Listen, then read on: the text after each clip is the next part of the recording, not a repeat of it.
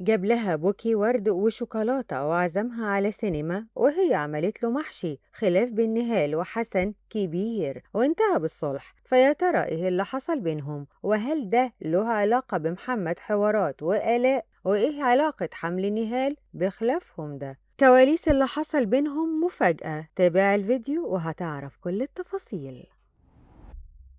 حصل بين نهال وحسن خلاف زي ما بيحصل بين أي اتنين متجوزين من كام يوم، ولكن وزي ما حسن قال كان خلاف كبير وهو اللي كان غلطان أكتر منها، واعترف بكده وقال مش عيب لما الواحد يكون غلطان ويعترف ويقول إنه غلطان. ورغم إنه صالحها وبقوا زي السمنة على العسل، لكن من جواه كان حاسس إن لازم يصالح نهال، مش بالكلام بس لكن يجيب لها هدية. وفعلا نزل جاب لها بوكي ورد، واختار يكون الورد صناعي علشان يحطوه في الشقة وما يتبلش، وكمان ألوانه كانت فاتحة ومبهجة، ورش عليه بارفان وكان شكله رقيق وهادي. كمان جاب لها كيس مليان سناكس والشوكولاتة اللي هي بتحبها. قبل ما حسن ينزل ظهر مع نهال في البيت، وكانت بتعمل له المحشي اللي بيحبه، ونهال اتكلمت عن مفاجأة بتحضر لها هي وحسن بقالهم فترة ومفرحاهم جدا. حسن لما رجع البيت كانت نهال خلصت تسوية المحشي وخلاص هتجهز الغدا، لكن حسن خرجها من المطبخ وخلاها تغمض عينيها وسحبها من ايديها،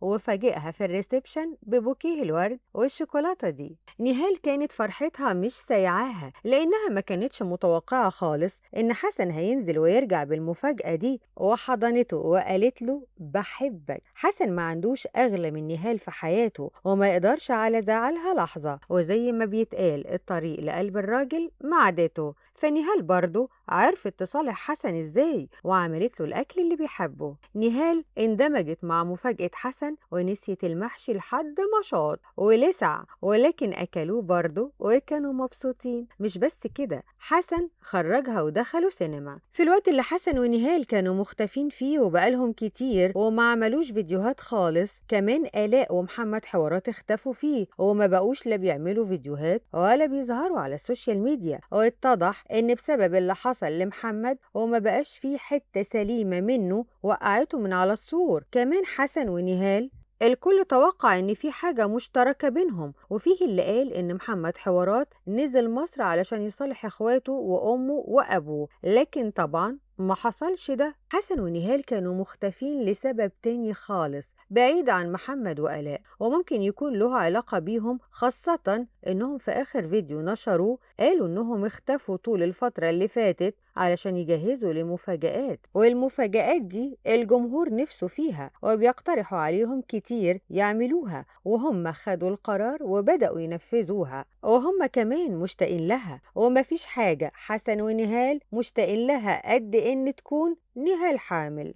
نهال طول فيديوهاتها بتعمل مقالب في حسن إنها حامل، وبتشوف رد فعله وبتعيط من قلبها بجد من كتر ما هي نفسها تبقى حامل. بقالهم أكتر من سنتين متجوزين، وبتدعي ربنا ليل نهار علشان الأمنية دي تتحقق، وطلعت عمرة كمان وقعدت تدعي كتير، ومفيش شهر يعدي إلا لما بتعمل اختبار علشان تشوف نفسها حامل ولا لأ. ومن حوالي 5 شهور نهال تعبت وحصل لها زي أعراض الحمل، وفرحت جدا وتوقعت إن ده ممكن يكون حصل، لكن للأسف ما طلعتش حامل، وانهارت من العياط وأغمى عليها. نهال الفترة دي بتخس وشاركت الجمهور تجربتها باللي بتعمله وبتاخده، والكل استغرب إنها إزاي حامل وبتاخد أدوية كده، بس هي أكدت إن لو في خطورة عمرها ما تقبل على الخطوة دي، خاصة إنها بتخطط لحمل. فيا ترى تفتكروا نهال حامل ودي المفاجأة؟ ورأيكم إيه في طريقة صلح حسن لنهال؟